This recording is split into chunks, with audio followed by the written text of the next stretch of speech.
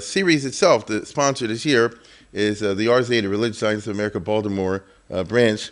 And when I was first approached about this, Marty Cohn mentioned it to me, I immediately thought of a story that I'll in other words, what's my connection or my family's connection to the RZA? I could tell you like this. My father, of course, was in the concentration camp. Then he got out of war, and he recovered from being three-quarters dead. And then he came to America in November of '46, rather early. And by '47, he was in Baltimore. That means it takes 5 years to apply for citizen. So by 51, 52, something like that, he's already eligible to go for citizen. You all understand what I'm saying. But this was 1952, I think it was, McCarthy era, correct? The height of the Cold War. And my father born in Russia. And Jews are Jews, so somebody must, when you apply for the citizen, they give a background check, especially in those years if you came from Eastern Europe. And somebody in the show of Forest Park or TA or somewhere, I don't know what, it sounded like this. He says, oh, he's a communist. He's a card-carrying communist, came from Russia. Maybe he didn't give someone an Aliyah, I don't know, you know how it goes. Anyway, our people are like that sometimes. Anyway, so I remember he told me a story, I'm telling you from memory, 40 years ago maybe, when I was a kid. And all you know is one day the FBI shows up in Shoal, in Forest Park, an FBI agent, very polite guy and all this, and he says, you're so-and-so, yeah? And he said, well, are you a card-carrying member of the Communist Party? So my father's English wasn't perfect. Even later in life, certainly wasn't perfect in 1950. So what's a card case? He said, do you have a card that belongs to any organization? So he took out the wallet. He says, I have a card belonging to one organization, the Mizrahi, the RZA. I said, yeah, FBI agent. So what is this? Look this stuff. He says, I'm gonna not confiscate him. I'm taking it back to headquarters. So I said, go ahead. And about 4 weeks later, something like that, he gets the thing back in the mail. He gets his card back with a letter from the FBI which says, you've been cleared because we checked this against the Attorney General's list of subversive organizations. And the Mizrahi Organization of America is not on that list, right? No, because he said, is this for a foreign government or something like that? Go explain to somebody whether it's a foreign government or not. So let's put it this way. I'm not sure if I would be here or be a citizen if not for the fact that the Attorney General never heard of the Mizrahi. So I ducked the Joe McCarthy bullet. But that just goes to tell you how long ago, when people came over, especially after the war, and people before the war, and the old TA, and the old this and the other, the Mizrahi organization, especially at that time, was the most, this is interesting what I'm saying, because it's not exactly the way it is now, but at that time was the widest, the most popular, and most dynamic organization in the Orthodox community in Baltimore, Maryland. That's what it was. All the rabbis, all this, with exceptions, but, broadly speaking, and play a historic role, part of which I'm going to be speaking about tonight, part of which I'm going to be speaking about in the future. As you know, listen, nobody would be here if you're not coming from a pretty face, mine, that is. He says, we're all very interested in Israel, and anything Jewish, but in Israel this year particularly. But we're not interested in propaganda, because we can do that ourselves when we talk to others. We're interested, Zivish Zich, what really happened. Now, I can't say I know what really happened. I can give you the best shot at it. I know a little bit more than others, that's all. And by definition, it's always going to be a subjective presentation, because there is no such thing as objective. But this is, we do this because no matter what your political affiliation is currently, and whether you're in this organization in the Frum community or that organization in the Frum community, the overwhelming majority of us are like people who naturally are totally interested in what's going on in Eretz Yisrael all the time. We're all crazy, and we all go on the internet or on our Androids or something like that to find out what's happening in Israel. So this is who we are. It's one of the definitions of who we are, and that's why I'm so happy on many levels to be associated with the RZA and the Baltimore branch. As I said, with which my family, as you just saw, has been connected for so very long. Without any further ado, therefore, I'll plunge right into it. And tonight I want to be talking first of two parts. There's what you call in Israel the Aliyah, and the other one Klita. It's one thing to get people to Israel, and then another one what happens when they get there. The whole story about what happens in 49-52, 48 to 52, is a story tonight about how to get there. There's a completely different story next time. right? Don't confuse the two necessarily. It's a completely different story. What happens when they get there, okay? But the getting there itself was quite an event. It's beyond the movies, but it really happened. And what I'm interested tonight with is to start with the very beginnings of Israel, which is May 14th, 1948, and with, you're going to see in a second, Ben-Gurion giving the final clap. He said, now we're going to state of Israel. Listen closely to what I'm telling you. The first thing they did, as soon as they finished the speech, was Rabbi Maimon, who was the head of the religious Zionists, who was the head of the Mizrahi party, Rabbi Fishman, they changed the name to Maimon. In Israel, you need a book, who was who. But anyway, the fact is that he makes a Shechianu, and then, this part you're not going to see on the YouTube, then they sign it, and before they adjourn, because the whole business took an hour and a half. It was Arab Shabbos, and the Arabs were about to bomb, which they did that night, and everybody had to go home, as it were. The first thing he did was, Ben-Gurion gets up and says, we're adopting, because for the legal purposes, we're announcing that all the laws of the British Mandate are in effect, so it shouldn't be hefkerus. Somebody shouldn't be able to go and say like this, now it's Israel, so the British laws are gone, and Israel hasn't made any laws yet, so I'll steal your money, or break a law. So all the laws are in effect, except the ones we changed. There's only one we're changing right now. At this minute before we adjourn, we're abolishing the white paper. You understand what that means? Which means, legally speaking, nobody's allowed in the country. So he said, before we, just keep everything on the total legal part before we adjourn. So we're give the clap on the thing, and he says we're now obviously there are no restrictions on Jewish immigration to Israel. That is sort of like the beginning of the story. So to set the mood, let's take a look at the first item here.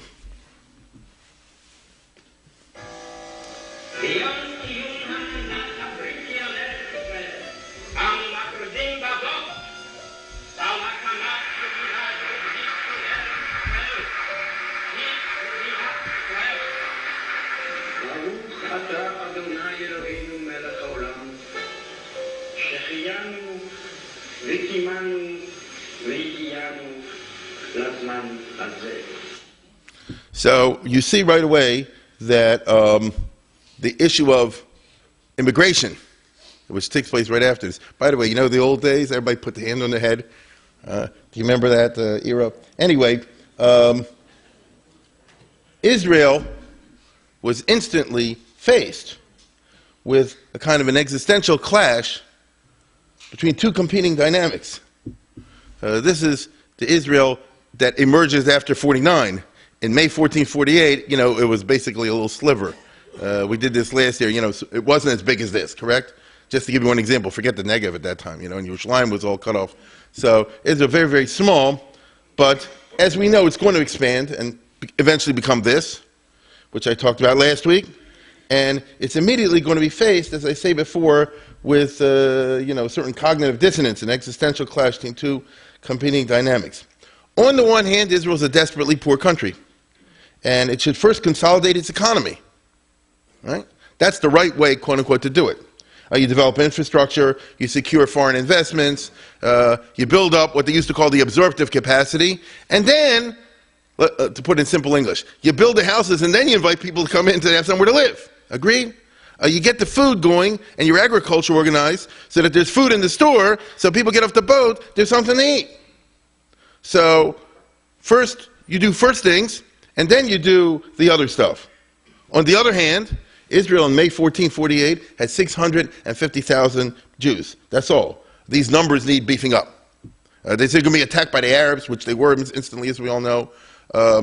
It's too small of a population. So they immediately need people to come in from that point of view. On the other hand, they don't really need them because, as I discussed last week, the new state did a pretty good job of beating the Arabs, and they got better and better as the year went on, if you want to be honest about it. Remember, for those of you who were here last time, as the year progressed, Israel built up, off this tiny population, 90,000 men and women under arms. The Arabs had nowhere near that. And so they actually didn't need, if you want to get down to it, they didn't need a very large population. On the other hand, there's the human emotion side of things, and they didn't want any more of the next item here. Remember this ship? Roosevelt wouldn't let it into America. You know what I'm talking about. They didn't want the homeless Jew. Right? That's not thinking with the brains, it's thinking with the heart. You understand? Why are we here? It's not just to make a country. We're not just ourselves. No more homeless Jews. This was such a part of life in the 1920s and 30s, wasn't it? I use this simply because it's a shorthand for an iconic representation of that so many Jews got killed because they had nowhere to go. So we've got to bring them in. Right? So which prevails? You know, the economist, the smart guy, will tell you, you do first things first. And he's not wrong. Would you agree with that? He's not wrong. And then the Kishkas tell you, he says, no, you bring them now. Historically, the Zionist movement had been conflicted over the question of whether all Jews everywhere should go to Israel. I know today it's kind of taken for granted after this period, and after Ben-Gurion, all Jews should go to Israel. You're doing an affair if you're living in Baltimore, you're going suburban Orthodox, so on and so forth. I get it. But if you go back in the Zionist movement 100 years ago, right? 100 years ago, this was a huge debate, and it was a serious debate, and basically it was a machlokes between these guys. Achad Ha'am, a very famous, and Chaim Weizmann, by the way, very famous saying, not every Jew should go to Palestine. You hear what I said? We want the right kind of Jew to go to Palestine. And they absolutely were the type which said, put your brain first and the heart second. As a matter of fact, they would even say, don't even bring the heart into it, because it just messes things up. Achad Ha'am was a super dry rationalist, and Weizmann was a scientist. And so, basically, we want the right kind of person to come, young, healthy, have potential to hopefully do agricultural labor, because that's part of the romance of the new Jew, who will not be some guy in Delancey Street selling off a pushcart. You know, that's all the anti-Semitism, which they bought into, and therefore they said, you're right, that's the old Jew. We will leave them back in Warsaw and in Vilna and those places to live their lives and die. The young will come and build an entirely new thing which will be clean. It'll have none of that kind of stuff.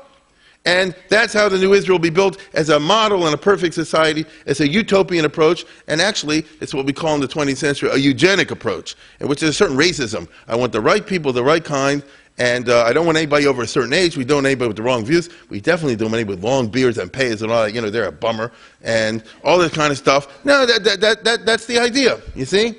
And they're very strong about it. Chaim Weizmann made a very famous speech in 1927, right? It's pretty late on.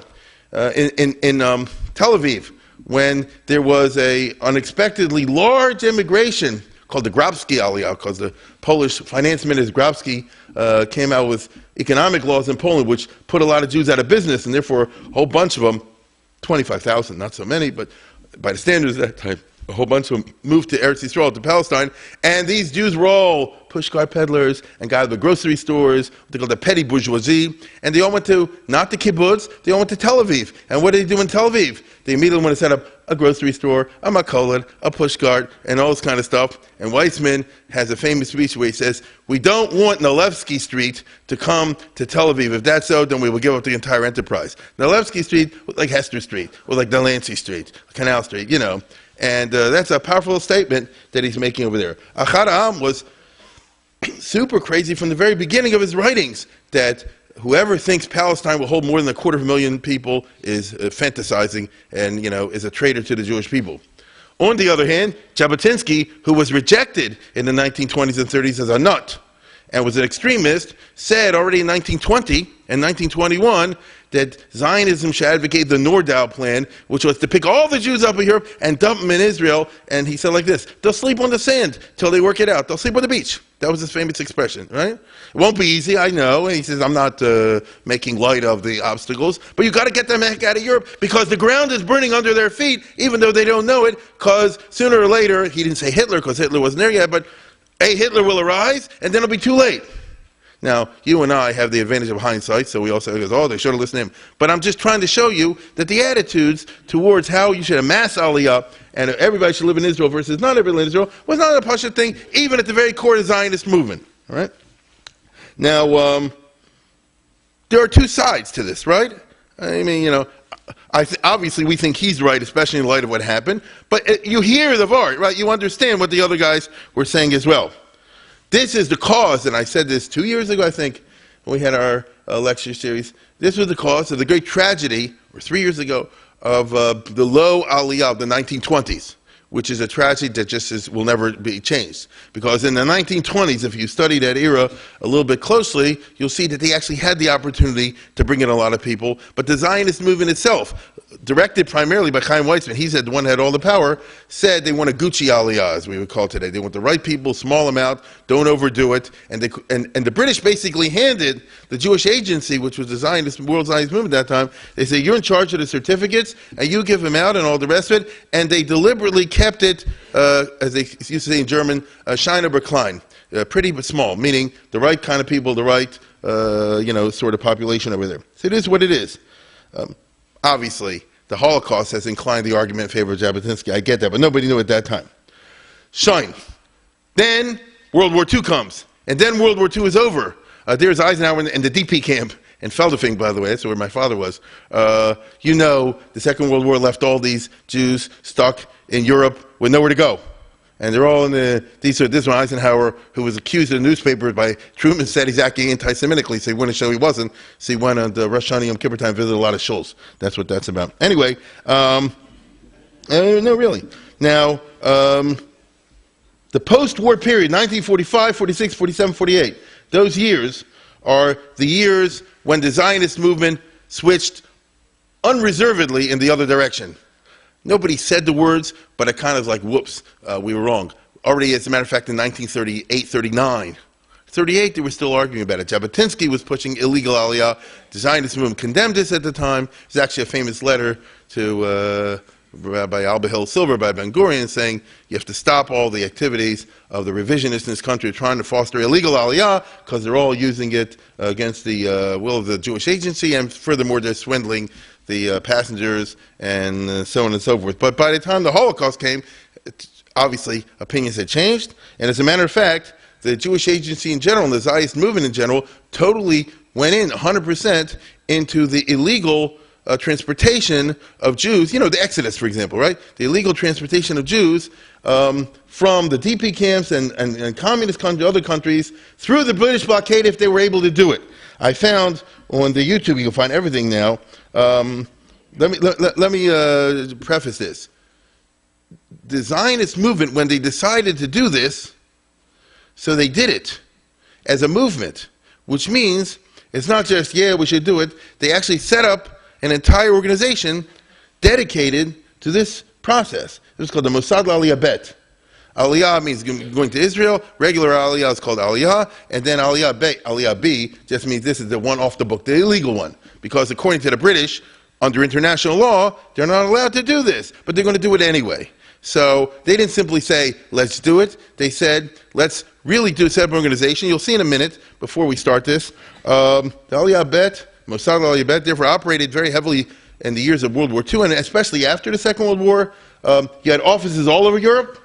They had shlichim, sent from Palestine, dedicated full-time to doing this sort of thing. You're talking about an operation in which you have full-time forging of passports, bribing border guards. You'll see a little bit over here, rounding up people, which wasn't so hard in those years because there were a lot of stateless and homeless Jews, getting them through over the borders, sometimes going through the forest in the middle of the night, all that kind of bit, getting them on a boat, and then once you get them in the boat, then comes the hard part to get them through the British blockade. As 50-50, sometimes they managed to get through the British blockade, sometimes they didn't, they end up being put on Cyprus. I take it that everybody knows what I'm talking about in this audience. And so the result is that there was an entire dedicated, semi-official branch of the Zionist movement, the World Zionist movement, with a budget and personnel and all the rest of it, which was acquiring expertise as time goes on. Because like with any bureaucratic organization, if first you make your mistakes, obviously along the way, and then you figure out what works and what doesn't work.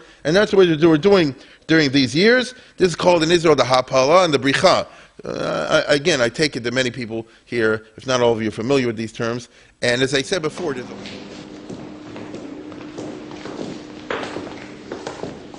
שלום, אני נחום מארץ ישראל. אנחנו נצא לדרך בעוד שעתיים ונגיע לברי. את הגבול אנחנו נעבור דרך הערים. אתם מבינים? Nein, bitte sprich Deutsch. Nimmt nur, was darf. כן? את המזוודות המשאית ייקח. אתם לא. ותלבשו בגדים חמים.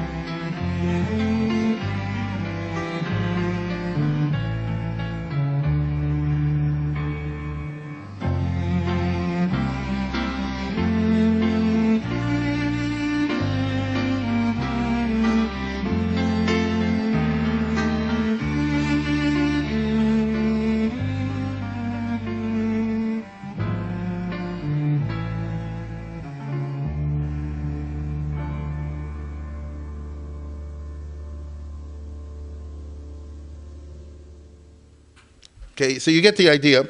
And already, I would say starting in 1944, for example, in Romania, which was liberated relatively early by the Soviet army, if you know the history of World War II. They already took over Romania in the middle of 44, in September or something like that, of 44, whereas you know, they still had the concentration going on in Germany until April and May of 45. So in Romania, they already had this guy over here, who I spoke about in the past, I think this is one, Shaikadan, who was a parachutist, you know, reconnaissance, you know what I'm talking about, right? The Jewish agency thought in their imagination, they're totally unrealistic, you'll drop somebody in and they'll organize Jewish resistance against the Nazis. They had no idea who they're dealing with. And as you know, reconnaissance was killed 1, 2, 3, captured and killed 1, 2, 3. And this guy, as soon as he lands in Romania in 44, the Romanian Jews like this, are you nuts? And they have to help him and hide him in a mikveh and all this kind of stuff. But it so happens, so he doesn't help anybody, he's hiding from the Germans. But relatively shortly thereafter, the Red Army comes in and liberates, as far as the Jews are concerned, from the Germans. And that he happens to be over there, and he said, okay, I can't do a Chana Senesh over there, but let's organize the illegal immigration. And he starts to have a success over there with the Romanian. Why would the Romanian authorities do this? The communists had also been anti-Nazi, you understand? Many of the communist leaders themselves are Jewish, as I'm going to develop tonight. And even though, according to Hilchos Marxism, you should be totally against anybody going and being a Zionist and going there to Israel, but what the halacha tells you on the one hand in Marxism is not the same thing that a Jew, hopefully, or even a communist, if he's an idealist, will feel in 1944 when they say, look, they killed all these Jews all the way. Give them a break, right? Just give them a break. And they'll cover handling putting them on ships, and they'll do the illegal immigration stuff, and so let it happen, and he starts to get a fairly significant amount of success on a very small kind of scale. And so what I'm saying is, if you look at Europe in the post-war era, and this is the old map of Europe you and I will remember with the USSR, all the rest of it, here, all over Italy and France, later Turkey, not in Greece, but mainly in Italy and France, there will be offices and agents of the Mossad Aliyah Bet. They'll also be up here, where I'm doing now. See, that's the U.S. zone, the British zone. This is where they had the DP camps and things like that. Here's Austria. Also, there's an American zone, a British zone. Here's Czechoslovakia. The Czechoslovakian government at that particular time, for 3 years, 45, 46, 47, 48, was still under Masaryk and Beneš. This was liberal, pro-Jewish. You know, so they're friends of the Jewish people, friends of the Zionist movement, and therefore they said they'll cooperate, and even Poland, to tell you the truth at that time, wasn't giving them too much trouble. And you'll go over here and you'll get people like we just saw in that little dramatization, that he said, "Anachnu navor et hagvul." We have to cross the border and go down. Here's Bari. There's the port of Bari all the way at the heel of Italy, and you go from here to Israel. And, you know, other places, the French government, let's put it this way. In those years, 45 to 48, 49 even, France and Italy played ball with the Zionists. They did say, we'll help you off the books. Formally speaking, the British don't know about it, and if they do, we'll say we don't know. But Lamaisa, we'll let it happen, and it did. That's a major reason why all the people were able to get out, because you had two countries, important countries in Europe, as you see, with a huge coastline of the Mediterranean, who were willing to cooperate over here. Now, I want to make something very clear. They bring in, and you know, pictures of the Exodus movie and all that, small numbers, right? How many people they bring it all together? A ship here, a ship there. Many of them end up getting caught by the British and put in Cyprus. Couple thousand. It's all very doable. You understand what I'm saying? There's no real problems of absorption in Palestine. A boatload comes over in those years. They're Ashkenazic Jews. They come from the Holocaust. You can find them. You put this one in a kibbutz here. You put this one in a moshav here. The kids you can put in the youth Aliyah. Other ones you can live with the relatives. You know what I'm saying. It's absorbable. Okay? It doesn't really present any kind of a challenge. But then, of course, comes the proclamation of the blockade of the State of Israel on May 14th, 1948. And only at the last minute, only at midnight, when the official time under the UN law was for the British to mandate, up to that last minute, this real mum's over here, what's it, Batman, had the ships there to the last possible minute. You understand? After 12 o'clock, then the British ships went away. So they didn't even get the little bit. But after 12 o'clock, they had to go away already under international law. And so, right away, it's a new reality. You don't have to hide anybody, like we were talking about a minute ago in that dramatization. It's not a matter of smuggling anybody through a blockade. Any ship that comes in now can go right to Israel. You and I are living 65 years after Israel, we take it for granted. But at that time, this was a radical chiddush. This itself was like the Mashiach time, as it were. You could come in and nobody stops you. They couldn't believe it. So, right away, the Cyprus camps, the Jews on Cyprus, which is, after all, very close to Israel, right? You know what I'm talking about, the map. So Cyprus, the Jews in Cyprus camp empty out. They're definitely, obviously, coming after 48. How many Jews were there in Cyprus at that time? I think 25, 30,000, something in that area. So, again, that's a fair amount. For a country of 650,000 people, 30,000 is not so simple, but you can eat it, right? What about the DPs? The displaced persons who are still in DP camps in the American zone, the British zone, and the other zones in Europe. The DPs, if you want to be honest about it, are the main ones responsible for Zionism's remarkable political success in 1945 to 48. We discussed that last year. Israel owes itself not to the fact that any of the statesmen of the world came to believe in Zionism, because Truman didn't and none of them did. None of them were in favor of a Jewish state as such. As a matter of fact, the opposite. It's anti-democratic. It should be a state that is not for any particular people. For the American leaders, if in those years they do agree and support, to whatever degree they support, the establishment of a state in Israel of some kind or other, it's for those poor victims of the Holocaust. Right? We really got to them. Left-wing liberal Democrat, right-wing conservative Republican, right, Truman, Hoover, you know that? Both strongly outspoken in favor of the establishment of the state for the same reason. Somebody's got to do something for those poor individuals and all they went through over there, and what are they going to do about it? This is what drove the Arabs crazy. They said, what do we got to do with this? But I'm telling you what actually happened in those years. It was not that Weizmann or Ben-Gurion convinced people about the cogency of the Zionist thesis, the way perhaps they did to Balfour or somebody like that. It's not that they showed them how the establishment of a Jewish state will help the West in the Cold War or something. That wasn't part of it at all. As a matter of fact, the Zionists like Abba Hill Silva and the others were really persona non grata at the White House and Kal Vachomer at the State Department. But what are you going to do for those poor guys and all they went through? And the movies were coming to America with the films of the crematoria and the gas chambers. You understand what I'm saying? And that's what did it. So, obviously, there are about 100,000 of them. There are even more, but not all of them want to go to Israel. About 100,000 want to go to Israel. And they're definitely coming, right? In 1948 and 49. Who's not coming if not them? They're the main ones the state was created for. That's already 150,000 people. You know what I said? If you had the Cyprus, and you had the DP camps, and a little bit more, it's a country of 650,000 people. And now you're taking 150,000 people. That's already too much. What are you going to do with them? You're not going to have enough place for them, are you? Be able to absorb them? But on the other hand, it's totally counterintuitive to say we're establishing Israel, but the DPs have to say, that doesn't work either. Right? So what do you do? This is what I'm telling you. This is an existential clash between two permanent existing dynamics, and it's not so easy just to say one way or the other way, but that's what's going to happen. Let's face it. If there ever was a Cyprus and the displaced persons, if there ever was an issue to which the Jewish community, the Yeshiva in Palestine, is emotionally committed to, give me a break, this is going to be it. That goes without saying. And by the way, so was Truman as I told you before, and so is the Congress of the United States, who are also motivated by the fact that a lot of the congressmen figure, and I don't blame them, there's nothing wrong with that, is I guess, I don't want them to come here, to America. No. The Zionists say they want a Jewish state, that the Jews go there. What's wrong with that? I want to cooperate with them. If you look at somebody like Robert Taft, right?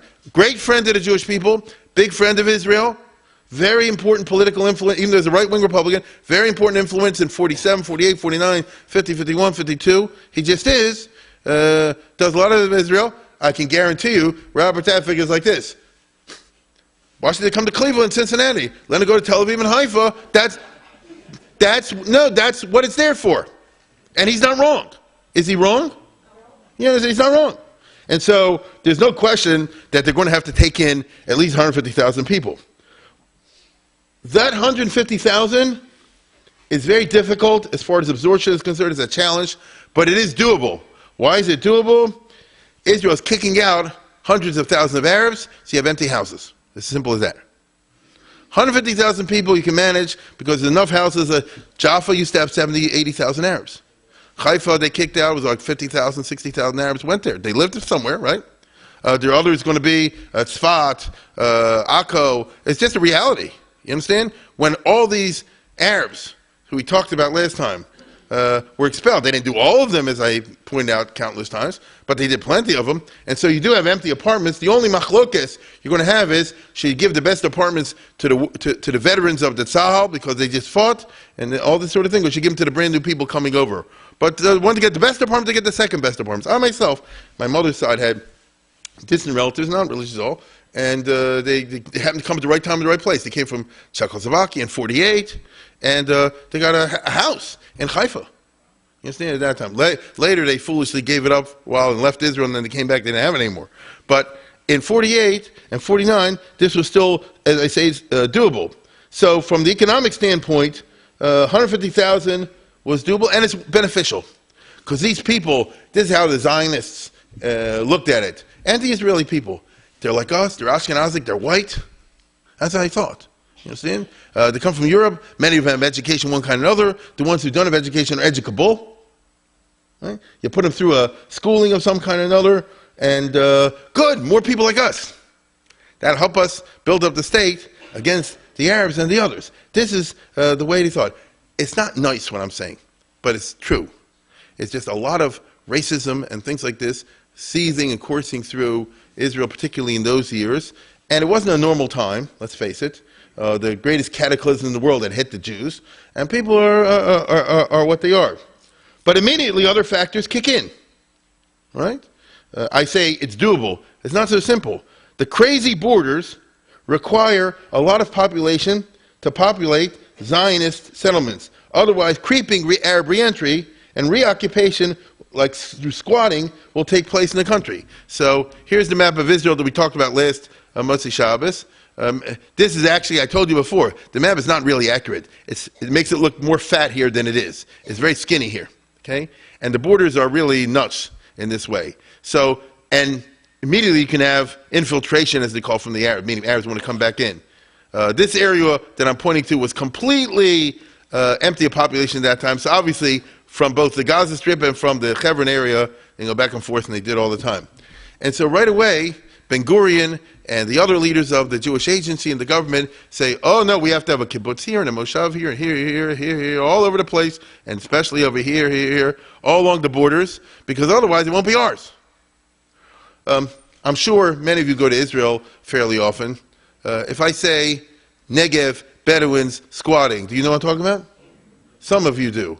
I was in Israel not that long ago, and last year I hope to go again in January with a trip. You go down to the Negev, and the Israelis are complaining right and left, because here's a whole little town, the Bedouins, they're Israeli citizens, they just put up a bunch of tents, they made themselves a town. It doesn't belong to them, right? Legally belongs to the Israeli government, they haven't given it to them. What are you going to do, kick them off and start a war? You understand? And so, in the end of the day, we're going to lose the Negev, unless somebody can persuade a whole bunch of Israelis to move there, which doesn't look like it's happening tomorrow. In 1948, Ben-Gurion, these guys said, oh, we can't get them there. We'll just take them and stick them here, right? Get them out of the boat and put them there. And they did. And they did. So these are called Zionist settlements, which means they're counter-economical. They make no sense from an economic point of view, but they're necessary from a political security point of view. From an Eretz Yisrael point of view, in the sense that the Arabs will come back and take this village over again. And what are you going to do? You have a war again? So if we take a bunch of people and put them there, and of course that means you're going to have housing and infrastructure and water and electricity and eventually set up businesses of one kind or another all through these areas, even though it doesn't make any economical sense, and a lot of it will go down the tubes. For perfectly understandable reasons, but on the other hand, you say all this heavy population we have, good, we'll be able to use them for our purposes. But you understand you're already introducing a certain problematic, which is going to dominate all the discussions we're going to have for the rest of this series, because you hear what I said? You decided that I should go live in there because it's good for you, so to speak. Right? You're living in an apartment in Tel Aviv. You have a gas electric, you have running water, right? Me, I should live out in a tent until they end up having running water on the outside, through a pipe, and until it gets to my house, it'll be a couple of years, and what do you do in the winter and all that? And, I should do this, you're over there, it doesn't go. But that'll be a fundamental feature of the Israeli reality. Ben-Gurion is in love with facts, as he calls them, uvdot.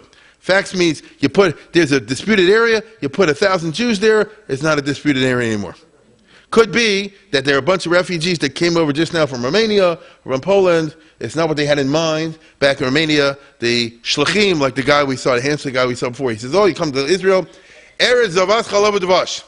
Right? You come to Israel, it's a modern country. Don't you know what Tel Aviv is? Don't you know what Haifa is? Here's photographs, all the rest of it. That's not where they end up. You see? And so Ben-Gurion said, I guess, we need facts. The Galilee, the Galil. Israel occupied all the Galilee, even though half of it was supposed to go under the United Nations. The other half, 100,000 Arabs. Yes. Well, what are you going to do about that? And Ben-Gurion says, we have to have a Jewish majority. How are you going to get a Jewish majority there? People going to move from Tel Aviv from the nice apartment to go move up to a settlement over there? No, but I have a lot of people coming in all the time, and I know we can put them there. So once you have that attitude, you understand both sides, I hope, right? I mean, he's not wrong either, is he? Ben-Gurion is not wrong, but if I'm the victim, then I say, he's not wrong in the abstract. He's only wrong in the particular, right? You go, and not me. And so you end up with this kind of business.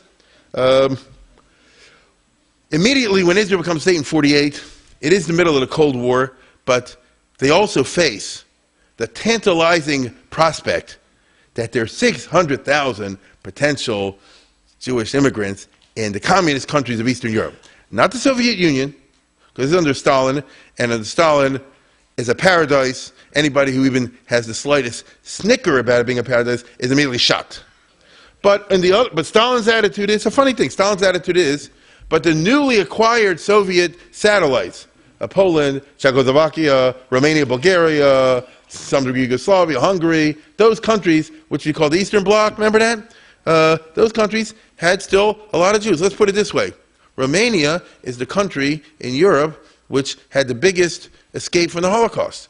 There were plenty of Jews that were killed, no question about it. But I spoke about this 2 years ago. If you look at the actual facts, 50% and more of the Romanian Jews survived. So when the war was over, it's 350,000 Jews left in Romania, for a variety of reasons. But that need not detain us now. Hungary also, even though Hungary took it hard, but it's also a fact that since Hitler came in there very late, he only occupied Hungary in March 1944. He did, unfortunately, 2/3 of a job quickly in 1944 and the last months of the war in killing more than half of the Jews of Hungary. But by the time the war's over, there's 150, 160,000 Jews still left in Hungary. Poland has 3.3 million Jews. When it's all over, they have like 150, 200,000 Jews. That's nothing like 3.3. I understand that. 200,000 Jews? That's how Israel's looking at it. That's a lot of people. Okay? And Czechoslovakia has some. You get what I'm saying. There's a potential reservoir over there, and it wasn't clear what is going to be the attitude of the Soviet government as far as this group is concerned. That was, Israel wanted them badly, because again, they're Ashkenazi Jews, they look like us, all of us in Tel Aviv and Yerushalayim and Haifa, actually, we or our parents come from Vilna, from Warsaw, from Budapest, from Bucharest, and places like that. Flesh of our flesh and bone of our bone. You understand the attitudes over here, and I don't blame them. Golda Meir, at that particular time, was Israel's first minister or ambassador, if you wish, in Moscow. Actually, an ambassador came over there. She probably made a mistake. One of the problems with Golda Meir, she never ever admit she made a mistake. She made a mistake because immediately, at the very beginning, when she comes over there, she pushed the Soviet government to, let the Soviet Jews leave.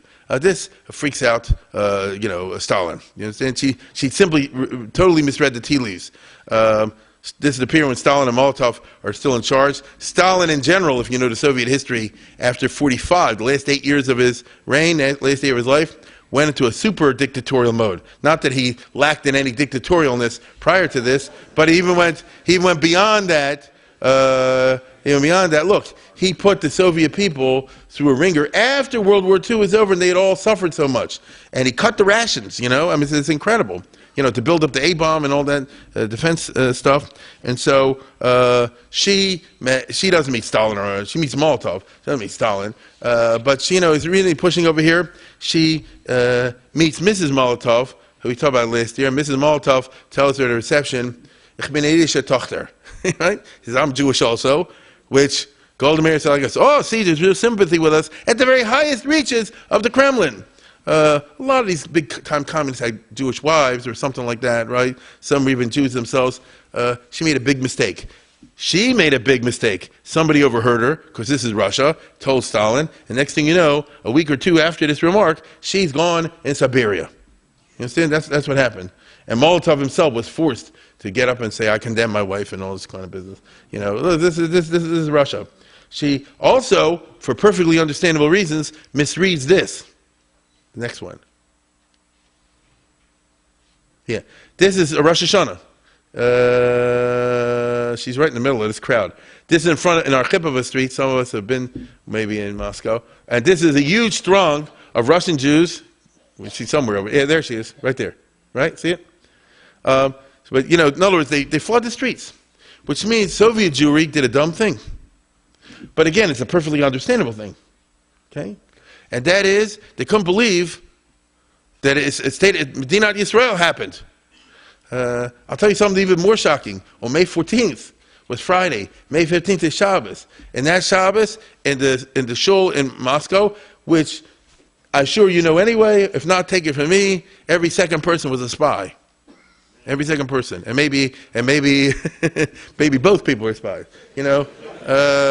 No, but that's what it was. I mean, we can laugh, it wasn't if. And somebody from the ladies section, a guy went up there and hung down a big placard, on a big sheet, Am Yisrael Chai, right? On May 1540. It's incredible. I mean, you know what that is? That's taking your life in your hands. And you may be sure that he was found and probably shot or something. I don't know who it was. And the Soviet government wasn't even thinking that such a thing will happen, that spontaneously all the Jews will come on Rosh Hashanah. Not that Golda Meir was from Go to Shul, but now that you're in, because she wasn't, but as a demonstration of the Jewish feeling, she comes there and is mobbed, and she's telling us, look at the tremendous feelings of sympathy and what's the right word? Brotherliness and things on the part of the Soviet Jews. All these people can come to Israel, a big gavaldik, and so on and so forth. And so, she's drunk with success. So when she presents her credentials, here you are in the Kremlin, okay, with the Soviet official, all the rest of it. She's sure, she's going to get a big opening of the gates, and they'll let 3 million Jews out. And believe me, Ben Gurion even writes in his diary, you get 3 million Russian Jews, veterans of the Red Army, conquer the Middle East, right? Then bust them. No. Right? No. They're not going to let one out. How many Jews are let out of the Soviet Union 48 to 52? One. Right? Who didn't have a hand. That's the story. And so you're not going to get the 3 million Jews in Russia. On the other hand, is a different story in the communist satellites, as I just told you before. It's Poland, it's Czechoslovakia, it's Hungary, Romania, Bulgaria, and to a degree Yugoslavia is under Tito. Here you had more than 500,000 Jews, actually about 600,000 Jews, as I told you before. That's a big group. And here you have a weird situation in the late 1940s. And that has to do with Stalin, how he operated, all the rest of it. All these countries are run by Jews. Right? They said, what are you talking about? Huh? I assure you, just on your history. Let's go to the next one. He was the dictator of Hungary under Stalin. He was the head of the secret police, the real dictator in Poland. Right? She's the foreign minister and the main person in the government in Romania. Her father was a sheikhet, right? Her father, she arranged early on in 1948, her father and brother can go to Israel. You understand? Brother was in the Mizrahi, the from guy. And he is the main guy in Czechoslovakia. Okay? One is the prime minister, one is the head of the secret police, another is a minister of interior. That's how the Russians operate.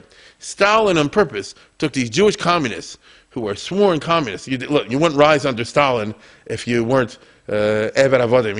If you really, as they say over here, they're willing to shoot your mother, right? And some of them did. That's that's who it was. And he puts them in charge of countries knowing full well the Polacks are going to hate this guy. The Hungarians are going to hate this guy. The Romanians are going to hate that lady and so forth. Good. Then they're on my side. Because if I let go of them, they'll be torn to bits by the people. They'll do my bidding. Look how clever he was in a fiendish way. And there you had it. Now, eventually, when the 50s come around, these guys are removed in favor of, shall I say, Gentiles. And it's a very popular move in the different countries, each one in its own year. Okay? Just to give you an example, Poland had a big uprising in 1956 to get rid of these guys and replace them with Gomulka, whose wife was Jewish, but he was a total Gentile. And things like that. So you have, even within communism, which is supposed to be free of all religion and racial prejudice, it's just a question of class over not religion, but that's a lie, of course, as we know. So anyway, very interesting situation. Are these guys going to let the Jews out to go to Israel in 1948, 49, 50, and so forth? Or are they not? It could go one way, it could go another way. On the one hand, it's a Marxism that's totally opposite of what you believe. On the other hand, her brother's a sheikhet. Like I said, her father's a sheikhet. Her nephew wants to go to Israel. They understand. They understand. And so it's a very tricky kind of business. Some of these guys are real schmoes, but some of them aren't. Like I told you before, even Molotov and his wife killed millions of people as part of Stalin's purges. You don't know how people really operate deep down. Stalin, as I told you, used them very craftily. They know themselves that they're hated by the peoples. These are, look, I'm sorry to say this, these are the guys who run the concentration camps under the Soviets in these different countries. They run the torture chambers of secret police. It is what it is. I bet you don't know this. There was a guy, Solomon Morel, in Poland, that he ran all the super tortures of Poles in 1945 to 50, 55, those years, under the Stalin years, up to 53. And he did terrible things over there. I'm not going to make you throw up by telling you all the tortures they did, but you understand who we're dealing with. And then he's out, but he lives in communist Poland till communism falls in 1990. And then they want to have him as a war criminal. And he goes to Israel, to Tel Aviv. And Poland wants to extradite him. And Israel behaves towards Poland the way West Germany used to behave toward Israel. He's old, his statute of limitations, this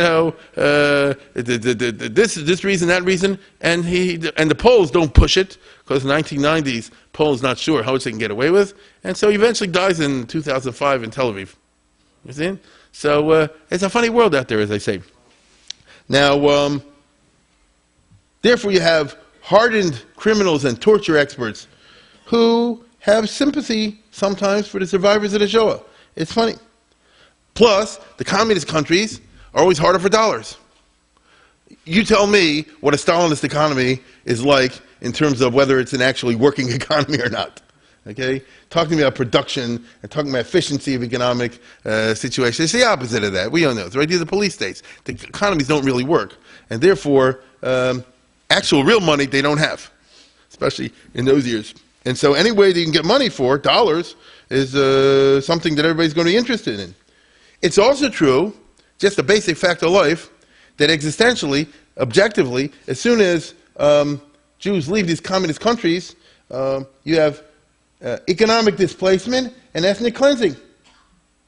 For example, Bulgaria, just one example of many, Bulgaria has a lot of national minorities. They have Turks, they have Muslims, they have this, that, and the other, and Jews.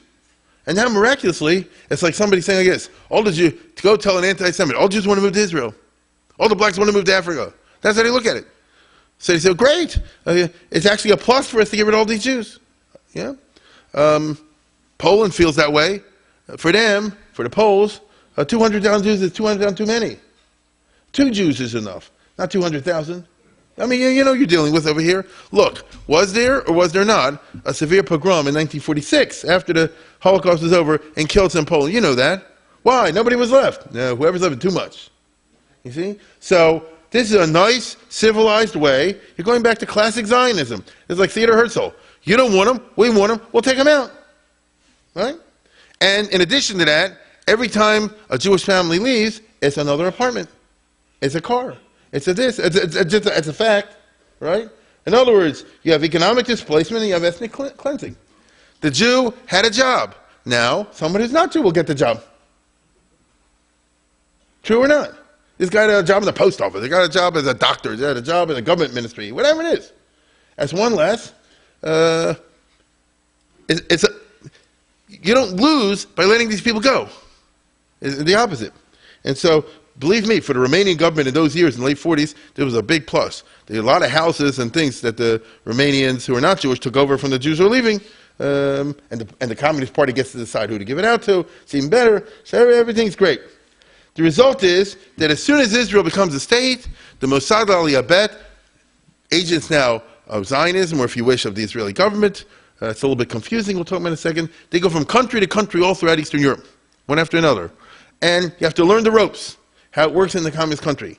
And you have to find this Jewish guy who knows that guy, who knows this guy, who knows somebody who works in this ministry, who can eventually get you this ministry, to get to the right person at the top. The person at the top might be the prime minister of the country. The person at the top might not be. The person at the top might be somebody who works in the secret police ministry, who actually is the real one running the country. You understand? Or is in charge of the Jewish thing, which is all they care about. You see? And so it's a mini series, as I always like to say. You know, Hungary, Romania, Czechoslovakia, Poland, Bulgaria. This is how it goes. And at the end of the day, bribery, good old bribery. I mean, that's what, you know, you get nothing for nothing. Right? You have nothing for nothing. So any communist they're going to, it's going to be, you know, I'll take it in 20s. I mean, that's the bottom. But it's true. It's true. You know, you can't imagine any shaliach, eminent emissary, getting anywhere in any country, even if they sympathize with you. This is the best case scenario. Even if they're willing to let you go, sooner or later, you're going to have to walk into a hotel room somewhere with a suitcase. Right? That's how it goes in these countries. Maybe that's how it goes in this country. But that's how it goes not in the state of Maryland, we're very honest, but you know. And sometimes you have the most amazing adventures. I told you this story last year, but I'm trusting and nobody remembers it. And it's amazing. He wrote a book, Blind Jump, which everybody should read. He's a Romanian Jew. He made Aliyah to Israel in the late 30s, you know, like that. He was a strong guy. He worked in the docks or steel factory in Haifa, whatever, something like that. And they parachute him in, and, as I told you, in 44, and he stays there working for the Jewish people, so to speak, and trial and error. You know, he's in Romania, then he goes to Bulgaria, across the border, across this country, and eventually he gets arrested crossing the border into Yugoslavia. This is like in 1947, I think it was, 46, 47. And listen, Tito, all these communist countries, you get arrested, you're a foreigner, it's not a pretty picture. And he gets hauled in front. It's an amazing story. He gets hauled in front of the head of the Gestapo. You know, I mean, the chief of the Yugoslavian secret police. It was a general. You understand? Not Jewish, of course. And he said, you know, we're going to torture the truth out. You might as well come out and tell the truth. And he said, I guess, if that's the story, then I will tell the truth. And the hell with it. He said, I'm not working for the. He said, you're working for the CIA. You're working for the. He said, I'm not working for the British. I'm not working for the French. I'm working for the Jewish people. I'm from Palestine. We're trying to get Jews the heck out of there. You know, in Yugoslavia, because you fought the Nazis, what they did to the Jews, all the rest of it. And now you can shoot me if you want. That's who it is. I'm not afraid. I feel good telling you the truth. And the general, who was a torturer, a lot of people, all the rest of it, he sits there for a minute or two, and then he opens up the drawer, and he takes out something and he fills it out, this and this and this, takes a minute, and he said like this is a Yugoslavian diplomatic passport. I'm giving this to you in your name, and now you can go anywhere in the Iron Curtain, nobody will bother you. And he did. He didn't have any trouble going from country to country, because now he works over there. Now, who would figure this guy's a guy? Now, the truth is like this. If you know who Yugoslavia is, if you know the Serbs fought the Germans like crazy. The Serbs actually were friends of the Jews. Is that true? The Serbs in European, Eastern European politics were liberal towards the Jews. There were areas of Hungary that were added to Yugoslavia, Serbia, after the First World War, like Temesvar and places like that. And the Hungarian population sometimes would make pogroms against them, but the Serbians, in fact, I spoke to somebody in Israel about this not that long ago. He was an old man from that part of Hungary, and he said, oh, the Yugoslavians send an army there, and kill the pogromists, it happens to be that way. Now, on the other hand, if you're in the wrong ethnicity in Serbia, like, a couple of years ago, they did mass murders and ethnic cleansing. But I'm talking about Jewish people, I'm talking about 1946. And so this guy's able to go for the next 30 years. After that, actually closer to 40 years, and back and forth to Romania and all these other countries with a total diplomatic, kind of situation. And that's one of many cases that these agents of the Mossad Aliyah Bet end up encountering. You understand? It's amazing. You come with money, you come with this. By the way, he was asked later on by Tito, can you help us ease the American blockade in 1949, 1950? And he does go to Washington and try to help him out. Because he's like this, they did me a favor, I want to help him out a favor. You understand? I mean, this is not like a one-way street. In Poland, the head of the secret police is this guy, Jacob Berman. He's the terrible guy. But he's got a brother, Adolf Berman. Both of them started as socialists. He went left, and he became a communist. He ends up in 48, starting to rethink this communism business, and he ends up concluding, maybe the Zionists are right. Make a long story short, he moves to Israel in 48 and becomes a Chaver Knesset from the Mapam. So now, I can't make this up. I could, but I'm not. So you understand how, from Israel's point of view, right? The guy who's the real boss of everything in Poland, because the prime minister doesn't count, he's the one that counts, right? He's the one who has a direct phone line to Stalin. I mean that, red phone to Stalin.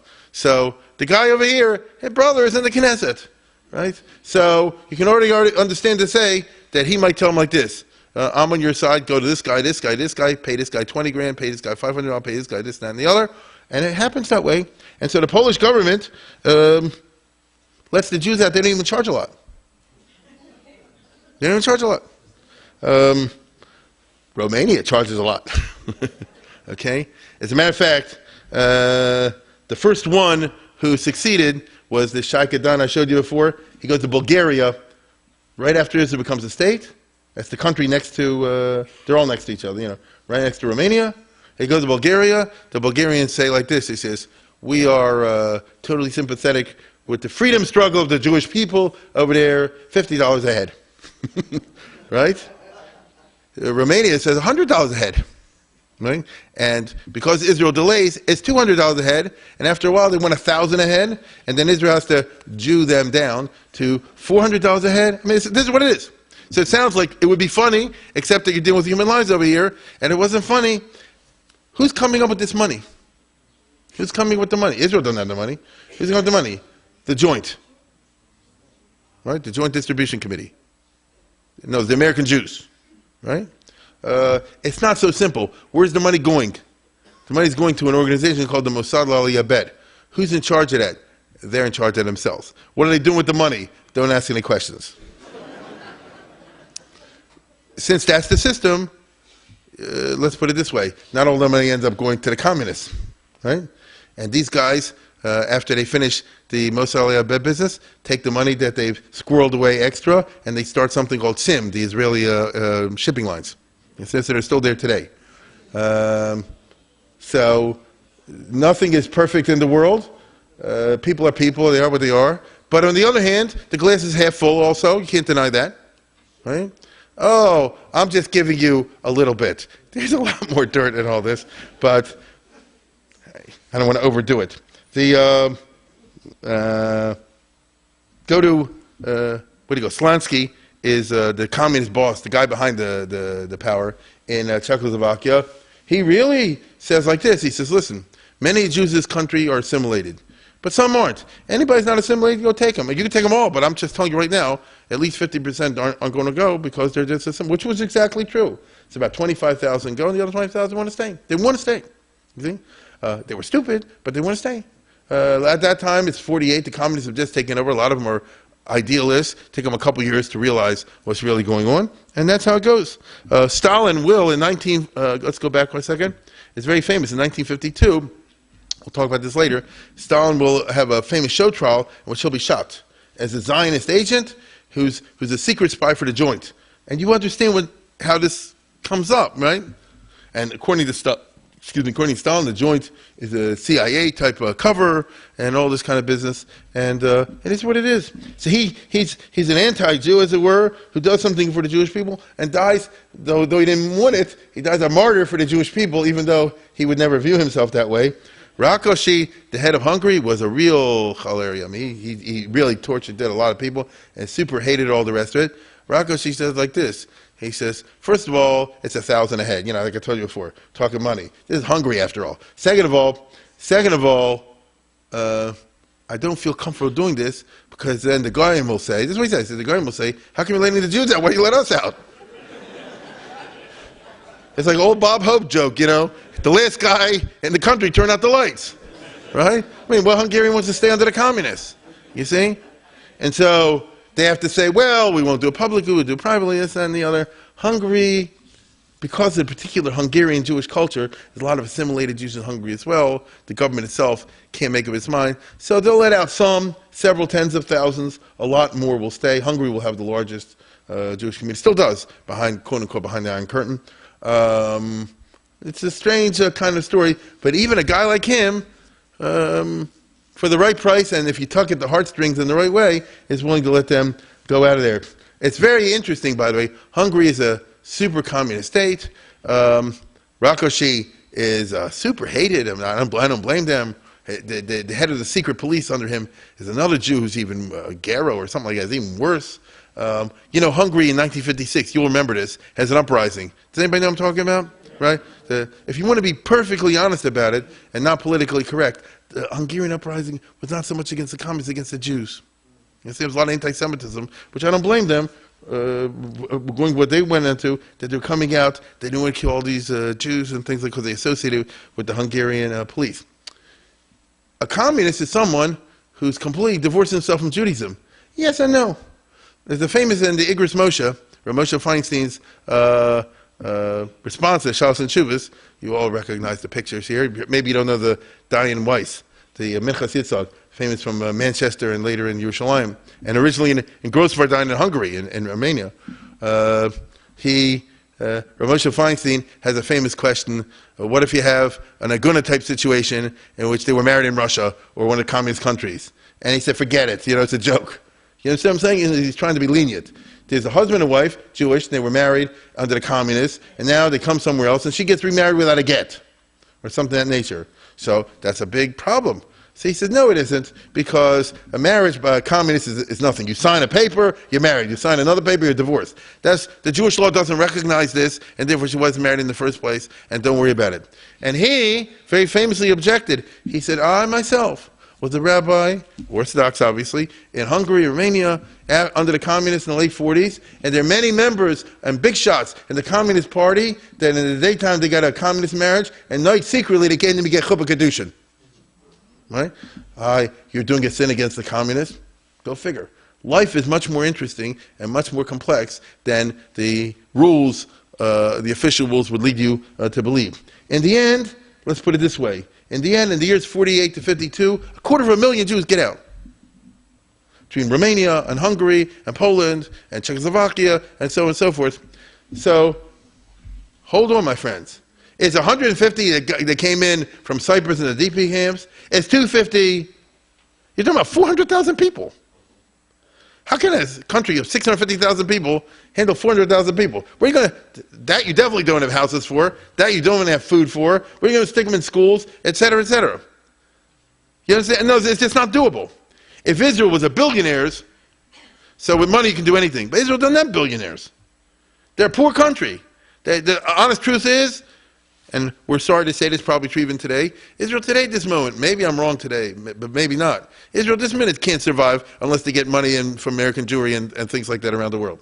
Certainly until recently. You know this like I know this. Israel needs the money from abroad. And so in those days, they were poor, poor, poor. Their mamish need the money from abroad. And now you're undertaking, as I say before, a very expensive enterprise for a very poor country. How can this work? But they did it anyway. This shows you that economics was tossed out the window, and a Maximalist Aliyah consensus dominated the political culture in Israel. You see? People at that time, there were exceptions, but the broad political consensus was, we go for the heart. You see? These are Jews that can get out now. The attitude, perfectly understandable, is, who knows if the Russians will let them go tomorrow? It's like 1939. The hell with the klita process. You know, we'll figure out what to do when they get over here. It won't be easy, but let them sleep on the ground, you know. But at least get out of Russia, get out of Czechoslovakia, get out of Poland, Romania, and these other countries, because if they close the gates, they're trapped and they're doomed, and who knows? And to be perfectly honest, today we know, Stalin in 1953, just before he died, was planning to make another Holocaust. Is that true or not?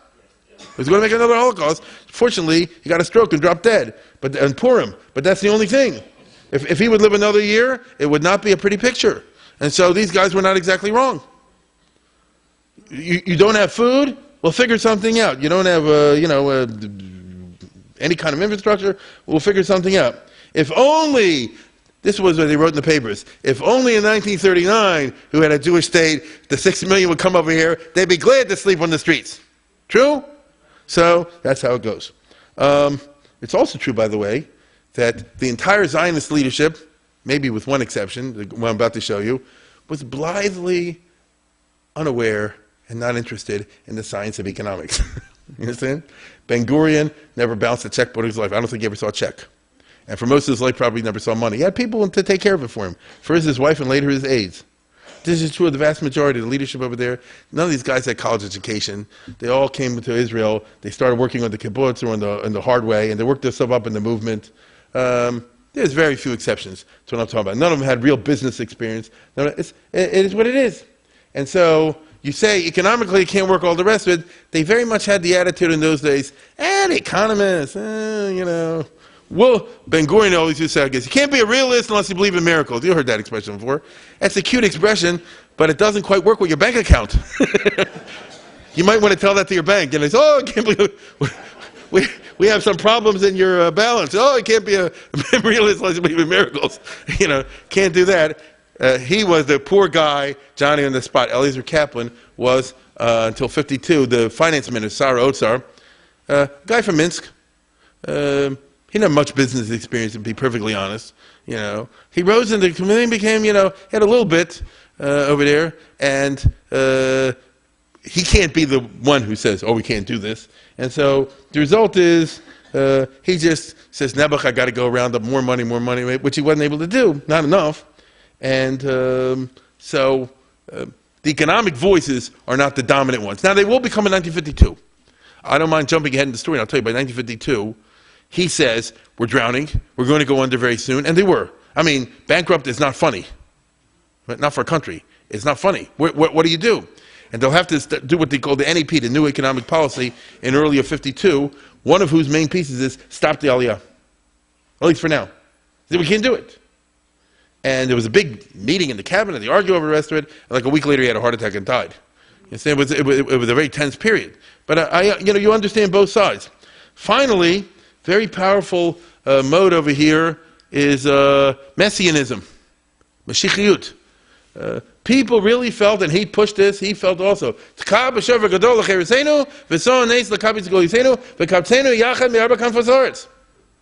right? Ben Gurion talked that kind of language all the time. The establishment of Israel is it's like blowing the great trumpet. And raise the flag, right? To bring in all the kibbutz galiyot, as they used to call it in Israel. Bring them from all over the world. And that's what we're here for. Now, like I say before, I sympathize with that too, right? Everybody does. But you hear, I could juxtapose the picture of Ben Gurion with the picture of Eliezer Kaplan, and then you see the two sides, right? Actually, what it involves is one guy doesn't have to pay the bill. Right? The other guy is the finance minister. His job is to pay the bill. I get it. But this is the power of the sitter. Every Jew in Israel, even if they weren't religious at that time, is still through centuries and centuries, it's just like a powerful, and it is a powerful thing. I'm not knocking it. Messianism was intensified by the appointment of this guy, Yitzchak Raphael, from the Mizrahi, Vapol Mizrahi, to be the official in charge of bringing all the Jews in. Here we have Israeli politics. I know you'd be shocked to hear this, but you have Israeli politics. Let's go to the next one for a second. Yeah. Here's Ben Gurion's first cabinet, right? There's Rabbi Maimon, there's the Aguda, Rabbi Yitzchak Levin from the Aguda. Here's also from the, the Moshe Chaim Shabir from the Mizrahi. Here's Golda Meir from the Mapai, etc., etc. What is this, a dozen people, something like that? It's not enough jobs. You got too many politicians. What are you going to do with them? So they said like this: we're not going to get rid of the Jewish agency, the Sachnut. Ben Gurion in the beginning, they said like this: once you have Israel, what do you need a Sachnut for? You need a Jewish agency, which is true. Efficiency and good administration means you get rid of what you don't need. Would you agree with that? You consolidate the kind of things that politicians are promising to do all the time? Well, yeah, that's a good idea, but Shmerel needs a job. And so does Beryl. And so does Yankel. You understand? And, I only have 12 things, and I can't give them all out to party members. And so if we have, in addition to the cabinet, we have another group of 12 or 20. Now listen, before we make fun of this, the United States of America was run exactly this way for the first century, until they did civil service reform, and even then it took them another 40 years. Used to be, I'm sure if you know anything about American history, you'll know, that long ago, for example, in the time of Abraham Lincoln, every time a president was elected, they fired the federal government and they hired all over again. Is that true or not? That's why people fought so hard in the election process, because there was a job. Who's the postmaster? All the postmasters were fired, and then was made. Who's in the customs house in Baltimore, in New York, in Savannah, and all these places? They're all fired, and new ones are put in. They even called it the spoils system. You remember that from elementary school, don't you? Right? William Marcy said, to the victor belongs the spoils. He meant they fired masses of people. After all, why do people work very hard in campaign? There's a few Meshuggah idealists out there, but most people, thank God, are not idealists. If people are working very hard for Obama or very hard for Romney, each one figures it's going to be somehow in their pocket. You see? And those are very direct. So in Israel in 48, there's not a big economy. Where do you get the jobs? Is it going to be government? Is it a public job? That's how it goes. If the government, where is the government? The government only has a few jobs. The cabinet itself was small, and the government itself was just the beginning of the hiring, and they didn't have endless money either. But the Sachnut, the Jewish agency, has a different budget. They get their money from overseas. It's a lot of extra jobs over there. If I have people in my political party, I can stick them over here and there and the other place. This is how the system worked, for better or worse. I know you're shocked to hear about party politics in Israel, but it'll turn out to be sort of like the underside of the Aliyah story. Rabbi, the Yitzchak Raphael I just showed you before was his son-in-law. So another one who's Ben Gurion's best friend, and it's the old system of protexia, as they say over there. Yitzchak Raphael, very interesting guy. Rabbi Maimon was the founder of the Mizrahi. Here we have the religious Zionists of America. Rabbi Maimon is the founder of the Mizrahi movement, and he it's one who said, "V'haftas haMedina b'chol levavcha b'chol nafshecha b'chol modecha ad shenotel es nafshecha." I mean, he was super doing, and he's the one who said you have to say Shechianu with a bracha and all the whole business. He was the super duper Zionist. Although it's funny, his grandson was the other guy's son. He used to go Shila Raphael. Some of us may remember him. It was a very prominent rabbi in Israel. He died young from the cancer, unfortunately. Shila Raphael was raised by the grandfather, and he sent him off to yeshivas. The parents wanted him to go to Bar Ilan or Hebrew U, something like this, and he ended up going to Kol Torah and all the rest of it. So, and Chevron. And it's really funny because when Shila Raphael graduated, is that the right expression? At a certain point in his life, he wanted to become the rabbi of Kiryat Moshe. I'm talking about this, the Mizrahi neighborhood in Eretz Yisrael. Whenever I go for a conference at the Hebrew, they always put a hotel right near Kiryat Moshe. Very nice neighborhood. And there's a big shul there, Yitzchak, and they said, we can't take it because he didn't serve in the army. Right? He's the son of the founder of Mizrahi, and he went 3 months in the army, said that was a Yotzi for them. Life and culture is very interesting when you get to these situations. But in general, the Israeli government and the Israeli society will make the choice to retain the Sachnut, for better or worse. The real reason is not really so much to give jobs out, although that's very important. The real reason is the Jewish agency can do racist things that the Israeli government cannot do. I'll say it again. The Jewish agency can do racist things that the Israeli government cannot do. Israel cannot say we're going to have a policy to build houses only for Jews. They discriminate against the Arabs. And it's against the Israeli law. But the Jewish agency is a private business, and by definition, they're only interested in the Jewish people. So, who's in charge of the Aliyah? The Jewish agency. Who's in charge of the Klita? Jewish agency. Who builds the houses and decides where it should go? The Jewish agency. And so on and so forth. It's a heck of a way to run a country. We have two totally separate budgets. And they even had more. You can just imagine the graft, the corruption, the redundancy, and superfluity and things like that. But that's part of that's the culture that we're dealing with over here. And these are the guys who will bring the Jews over. That's my point. The Israeli government does not have a ministry called the Ministry of Aliyah in those days. Instead, there's a Jewish agency with the Department of Aliyah, which is subject to the General Department of Yashvut, of Settlement. Let's go to the next one. He's the guy in charge of the Jewish agency, Levi Eshkol, who we all know became eventually the prime minister after Ben Gurion and so forth. Eshkol was the do-it man.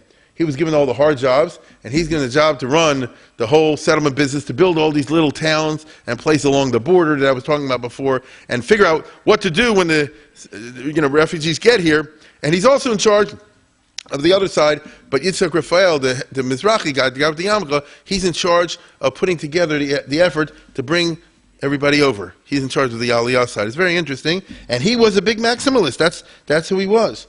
Eshkol is in the Mapai party. That way they make sure that the main jobs go for their guys. But on the other hand, Yitzhak Raphael was able to turn the office of Aliyah into something real. He battles with the Mossad Aliyah Bet to take control of the organization. A lot of this kind of infighting. By the time it's over, coordinated, energetic moves stimulate large Aliyah. He's saying that's what it is. He's, I want all the guys to report to me. He goes around all of the countries, visiting them all the time. And as a result, as I say before, they bring in 250,000 people from Romania, Hungary, Poland, these sorts of things. It's not a small number. It's not 600,000, but it's not a small number. Okay, in these years. But wait a minute. It's 150 and 200. That's 400,000 stuff. I haven't even touched on the Sephardim. Right? We haven't touched on that. Which I'm going to do more quickly than necessary, but time is what it is. First of all, the Yemenites. The Teimanim, in the middle of 1949, they enjoy a romantic image in the eyes of the public. And Ben Gurion down, they all think the Yemenites, that's different than the Sephardim. And they are, I mean, if you want to be ethnically, but they're Mashu Miuchad, there's something Mashu Maxim, they have this naive faith. You all know the story that they're going to think that they're going on wings of eagles, right? We all heard these stories ever since we're kids, so I don't have to repeat them, but let's get them out. And so they do Operation Magic Carpet in 1949 and 50 over the space of 12 months. They bring out the Jews, 45,000 of them, accompanied, unfortunately, by many tragic mistakes and incompetencies on the part of the Aliyah staff in Aden. You see, Yemen is at the bottom of Arabia. Next door to it was the British colony of Aden, which today is a separate Arab country. They can't operate in Yemen, the Sakhnut, but they can operate in Aden, which is the British colony. The British allow them to do that. They send shlichim in. Actually, the Yemenite Jews don't have a radio. How do they even know Israel was founded? The local Arabs, after a week or two, tell them, your brothers, fellow Jews, have founded a country in Israel, and they're shechting our Arab brothers. So we're going to take revenge on you. That's the Jews don't even believe it. They send an emissary to Baghdad and to Tehran, nearby, relatively nearby. They say, is it true that they founded a Jewish country and all this? And you see, it's a very primitive part of the world. The Sakhnut says, the shlichim from the Mossad Aliyah Bet, they go in there, or a lot of times they can't go. They bribe an Arab to go and bring them the news and bring them out. It's a very complex kind of story. They have to cross the border into Aden. It's not done well. It's hot desert. A lot of people die on the way, which didn't need to die. The older people are treated very badly. A lot of them die on the way. The staff here, it's a phenomenon. There's just a certain amount of racism. Nothing you can do about it. It's patronizing. They think we're doing them a favor, and they should be glad for everything we do. You know, it also happens later on when they end up kidnapping and stealing babies. It's not a pretty picture because it wasn't. And the Mapai party and those kind of guys pay a penalty in Israeli culture that to this day is resented. You understand? Because they don't forget what happened to them. As soon as they cross the border, they say, I guess all these people have illnesses, diseases, and things like this. So they all strip them and they give them, the delousing in a very dehumanizing way. They the staff over there, even though Yitzhak Raphael is from the Mepal Mizrahi, but most of the staff over there is from Hashomer Tza'ir and these types of youth groups. And immediately they tell the kids, cut your payas, get rid of your yarmulkes, have mixed dancing and all the rest of it, and to Judaize them in the proper way, which is to de-Judaize them, because all these all these Yemenite Jews are religious. You know, you don't need me to tell you, they're all payas. And so it's a very funny business. They can't take them by ship, so they have to fly them, and they fly them across Arabia. It's interesting, to Israel. Over the course of a year, they hire a private airliner to do it, and that's 45,000. Keep that number in your head. It is what it is. Then, in addition, you had the Jews in Iraq. Iraq had fought Israel in 48. Iraq never made peace with Israel. They didn't even sign an armistice with them. But at that time, it wasn't Saddam Hussein. Iraq, believe it or not, was a parliamentary democracy in those days, if you know the history of Iraq. Now, it's an Arab parliamentary democracy, so there's a lot of graft and corruption, this, that, and the other, as you have in the United States, but it was there was a parliament. And the head of the government at that time was Nuri Said, who was a famous politician who later on was killed by a mob. And Nuri Said, very pro-British, and he is interested in getting rid of the Jews. I mean, like that. In those years, I'll tell you what did not happen, and this is the most remarkable part of our story. The Arabs didn't all say, let's shecht all the Jews over here and not let a single one of them go to Israel in order not to reinforce the Zionists and take revenge on what happened to us. That's what I would have done. That's what they would do today. In those days, the Arab governments, especially like in Iraq and places where they worry about what the West thinks about them, as they say, they were parliamentary democracies, they worry about their image, they said, let's get these Jews out of here, let them go to Israel, then we'll worry about the future. And so I'm oversimplifying because the thing happens in 1949, 1950, but I don't have the time to go into that in detail. Suffice it to say, in 1951, the Iraqi parliament, after the Sahnud got to this guy and that guy, the Iraqi parliament passed a law in which they say the Jews have a year to leave. If they leave, they could take, I don't know, $500, but they have to leave everything behind. They have to agree to give up their Iraqi citizenship, etc., etc., etc. There's a lot of mistakes and messes on the way, but 120,000 Jews are eventually flown. The Iraqi government wants to get rid of them so much. First, they had to fly a roundabout route to Cyprus and then to Israel, and finally said, the heck with it. They just flew 70,000 of them straight across the border of Jordan. King Abdullah of Jordan said he could do it. Why? Because his wife persuaded him to do so. He had many wives. One of them was an African, and she had a hairdresser or something like this, and the Sahnud bribed the hairdresser. You understand? It's a, you know, could you make this up? Anyway, the same year, Libya, which was a British colony until now, was declared independent. As soon as the Jews freak out, they said, if Libya is under the British, is one thing. If it's going to be under the Arabs, and the Sahnud and Yitzhak Raphael, these guys go to Tripoli and Benghazi, all the places we recently read about in the paper, and they take all the Jews almost all the Jews out of Libya, and so it's 120 and 30,000. It's another 150,000 out of Iraq and Libya in 1951. You add all that up. Yeah, you're doubling the population of the country in 3 years. Okay? It's also true, by the way, that the Mossad Aliyah Bet, or we would call today what morphed into the Mossad, a lot of Iraqi Jews aren't interested in going, and so what they do is they put bombs in the synagogues. You understand? A couple of people even hurt. And the idea is like this: we want to freak out the Iraqi Jews to get out of here, and I'm doing you a favor. This is very controversial in Israel today. You can be sure many Palestinian propagandists use this. I can totally understand why. Mordechai ben Porat, if anybody's remember him, was the guy behind all these sorts of things. It was an Iraqi Israeli who had made Aliyah to Israel in 1945, came back working for the Mossad Aliyah in 1950 and 51. And, like I said before, they create anti-Semitic incidents to stimulate the Jews to leave the country. The counter-argument is, did you a favor, otherwise you would have stayed until Saddam Hussein, and then you'd really be in trouble, or something like that. Right? I mean, it's not easy questions that I'm raising over here, but this is what really happened. It is what it is. 27,000 Jews from Iran they get, another 45 or so thousand Jews from Turkey, another 40,000 Jews from Egypt, Syria, Tunisia, Morocco. Here's a chart. I think this is fairly accurate. Count it all up, and what do you end up with? I don't even know myself. It's 100. I think this is a little bit less than what really is, but it's roughly correct. It's 100, 200, that's 300, 400, 500, and you add all this kind of stuff. It's close to 600,000, right? Isn't that right? Is it more?